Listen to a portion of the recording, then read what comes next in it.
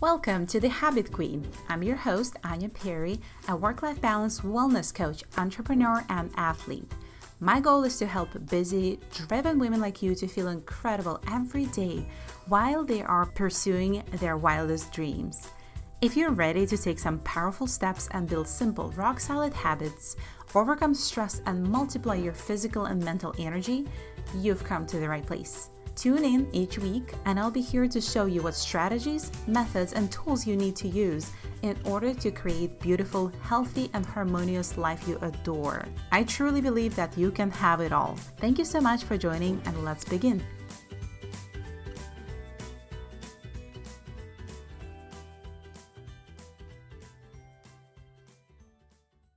Hey beautiful soul, I hope you're having a beautiful week. And if you hit play today, I am so curious what brought you here. If you could think about one or two distractions that always seem to sidetrack you, would you be able to tell me what they are? Or tell yourself what they are. Before we dive into this episode, it's going to be juicy. I'm going to share all of my productivity hacks and high focus hacks. As the habit queen, I am thriving in the fast-paced environments, and I do a lot of things, and I do take pride in staying pretty darn focused, but it hasn't always been the case. So stay tuned for that. 2 disclaimers. I have a disclaimer for you. This is not medical advice. My lawyers make me say it, but if you are having challenges with ADHD, anxiety, severe mental health challenges, please talk to a doctor about this, because I am teaching you from this scope of coaching from a perspective of a coach who helps you build habits, who helps you adjust the mindset. But then you may face something much harder that will require a little bit of help. But remember, you have me on your team as a coach at all times. And second thing, if you feel like this is the time for you, this is February now, and if you feel like you set intentions and goals for specific habits, for managing your stress better, for eating better, for focusing on exercising, and you already feel like you're losing traction, this is the time for you to ask for help and maybe do things differently. You're in luck with me because I have a couple of spots this month. They're not going to last. Looks like my business has been picking up and people just wanted to work with me more. Someone found me on Google. I was so happy with that, considering I have a brand new website. With all of that being said, if you feel like this is the time for you to stop waiting and start doing things, I only work with action takers. I work with women who are committed to doing things. I work with women who are not afraid to ask for help. So I'm here for you. I have a couple of spots in the Equilibrium, which is, spoiler alert, is going to be a group program by the end of the month. But you can get my one-on-one attention this month. And this program has been life-changing for women who went through it. This is my signature methodology, taking you from overwhelmed, all over the place, stressed out, habits out of the window, to the state of feeling grounded, feeling at peace, feeling nourished, feeling energized, feeling happier in your skin. And the best part about it, from what I hear, is the fact how much change it can create around you. I literally just had a client who got a new job, started a business while she was going through this program. It's mind-blowing. So I'm going to share the link in the show notes. I also have to tell you that cost-wise, this is probably the lowest it will ever be to work with me one-on-one so closely, because this program is fairly new, but it does have all my signature methodology I've developed in the last 9 years. So get on it quick. You get a special discount when you sign up in the next week, or I think until February 10th, 11th or so. So check it out. And let me know if you have any questions. Of course, you can hit me up on Instagram or send me an email, which is also linked on the website. All right, that's out of the way.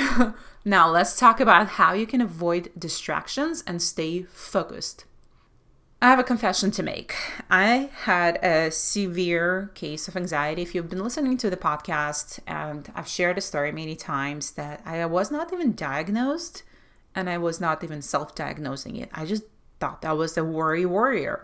That was who my mom was. That was who I was until I was 28, 29 or so. For me, distractions were the place of comfort. Distractions were that warm bath you just sink in, that first feeling, or you sit with a cup of coffee first thing in the morning, that feeling of comfort and tenderness and attending to my needs.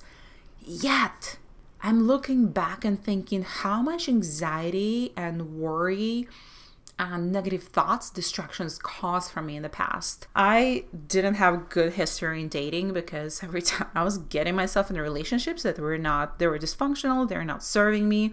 And honestly, I look back with all the love to the girl that used to be. And I think that was because I was not respecting myself enough and not loving myself enough. So it was just transpiring in relationships. It's almost like embarrassing to admit it on a podcast with, I don't know who you are listening to this, but I don't mind because that's part of my story. And I know some women struggle with it. I had times where I was picking up my phone 120 times a day, unlocking the screen because I know the number count. You can look it up now.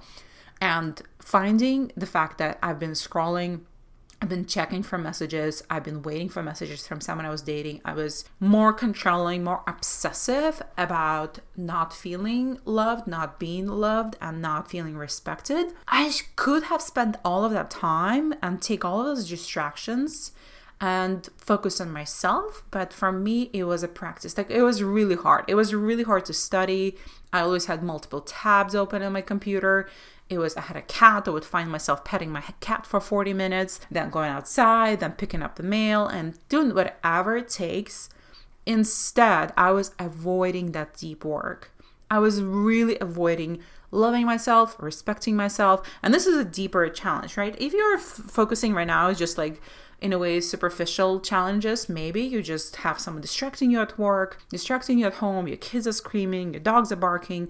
Those are smaller things, but I'm talking a little bit more about deeper distractions. And I worked with so many women in the last year who told me that they were either just diagnosed with ADHD, or they have a really monkey mind going at all times, and they struggled with it so much until they realized, and it also leads to procrastination and things not getting done and stressing over. It's like a perpetual cycle that builds on itself, and you have this huge snowball rolling at you and you want to scream because you've done that. Okay, I'm speaking from my experience. I don't mind sharing it. It felt in a way embarrassing. It felt horrible. And again, I was a successful person on paper, but under surface, I was so struggling with that. Time blocking and things like Pomodoro technique, all of those things are great. They may or may not work for you right away. So this episode is actually dedicated to kind of walking you through, in a way, a methodology or steps you can take if you already try things and they didn't work, try different methods and they didn't work for you. So I want to explain the monkey mind term. This is a Buddhist principle. This refers to us feeling restless, confused, unsettled. It's often perpetuated or propelled in a way by the inner critic that lives in a part of your brain. And again, this ties back to my personal experience and the experience of my clients who are so hard on themselves, who are perfectionists, who are type A's, who are women who see things in black and white light only. It's also the part of the brain that if you think about it deep enough, I'm going to make you think, that's me. It's the most connected to your ego. And that often just has a contention point with, you can't do anything right. You can't. It's just like, no, you're going to mess it up again. You're going to F it up again. And this is going to be so stifling and restrictive to your creativity, to breakthroughs, to getting deep work done, to being productive, and to following through on your passions. So what's important to you? Because your monkey mind feels like, you don't see me, you don't hear me. I have all of these challenges, but you keep click-a-roo town. You keep going on social media, and it's a lot of effort and discipline and self-control to quiet it down.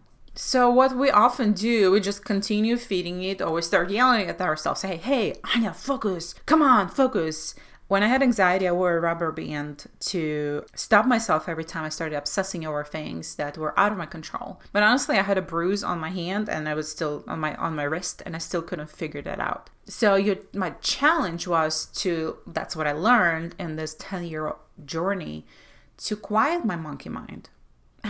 Sometimes, trust me, it still comes up. It's still, if I had a cup of coffee that was stronger than it should have been, woof, it's gonna be really crazy. But I do know how to handle it now, and I do know where it comes from. So there are two things, right? We're talking about physical level and deeper level. We're talking about physical level to quiet your mind and ground yourself. So calm it down. So, and that's, you've heard about it. It's the practice of mindfulness. It's the practice of being present. Oh my goodness. It makes me so happy that more and more women I see when they fill out forms for me or when they ask questions on social media, they say they just want to be more mindful and present, but then they can't because kids are screaming and the job is stressing them out, or someone said something, or they have to think about the next item on to-do list, right? It's really, really hard. So I am going to tag a couple of resources for you in the show notes. Check them out from Mindfulness. So that's the first piece. And I'm going to address this and the tips I want to give today, but it's also the environment. It's also the deep work that needs to be done. Like in my case, it was understanding, what am I distracting myself from? What is it I don't want to see? What is it I need to see and dive in to understand myself? You're on this planet to understand yourself. You're not on this planet to understand why someone didn't text you. All right. You can tell I'm on fire today. I did have a really good cup of coffee this morning, but I'm not distracted. Let's continue with this. Here's a fun statistic I read somewhere. I want to share this with you. Nearly 3 out of 4 workers, 70% or so, 75, admit that they feel distracted at work. And 16% of people state that they almost always feel distracted. That's like 1 to 6 people. Maybe I was one of them. Maybe you're one of them. That's okay. We're going to conquer that together. So let's get into the practical things that you can do. And as usual, I possibly will rub you against the grain here.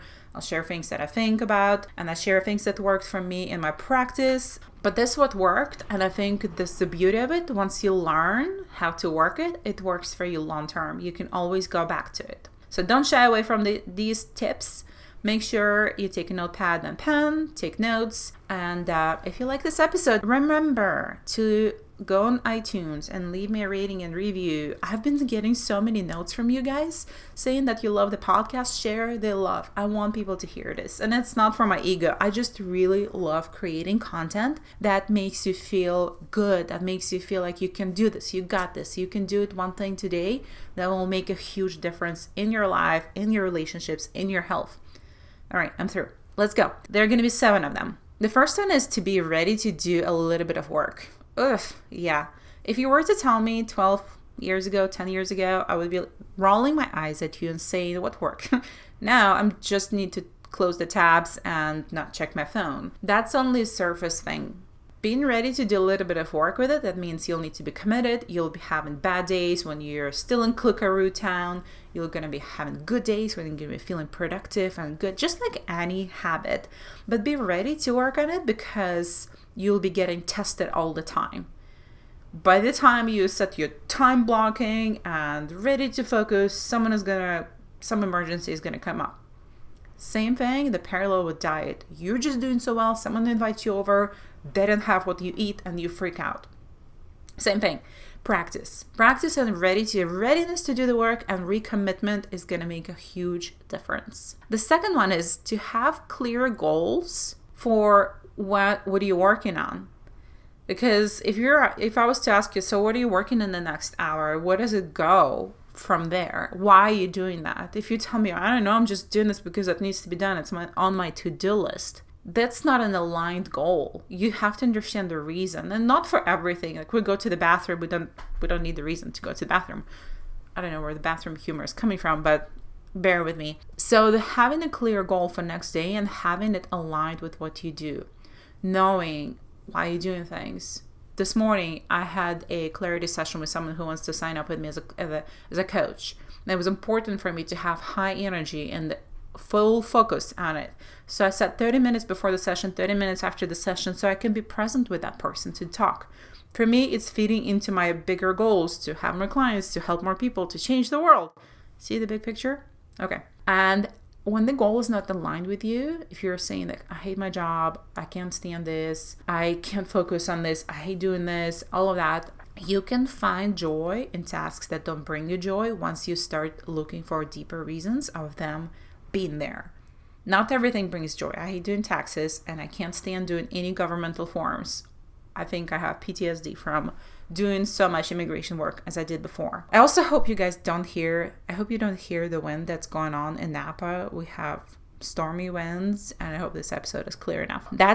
Have clear goals and align them. They have to be aligned on your mind, body level so you don't feel resistance. If you feel resistance, it's going to evoke pain. And if you're feeling pain, you're not going to be willing to work on this. You will be distracted. So set goals. And sometimes you'll need to go through that to-do shitty list that needs to be done. But find joy on the other end of this list and task or sprint. The third one is to make your space fun, comfortable, and clear, not cluttered. Our environment, especially for women, is going to be screaming at us. My office is almost always pristine. My kitchen might not be, being honest and real here, but my office is because I can't stand clutter. I can't work and be present with my clients. I can't create, write, record, shoot videos when I'm surrounded by clutter, dust, dirt, whatever. So having that environment, your environment is going to be asking you to fix me. This is not right. You're not doing it well. Those pillows need to be fluffed. And Alison Armstrong talks about it so much. I love her dearly. Check her out. So make your space fun, comfortable. Number 4. I don't even know. There are tips, tricks, tasks for you. Single task.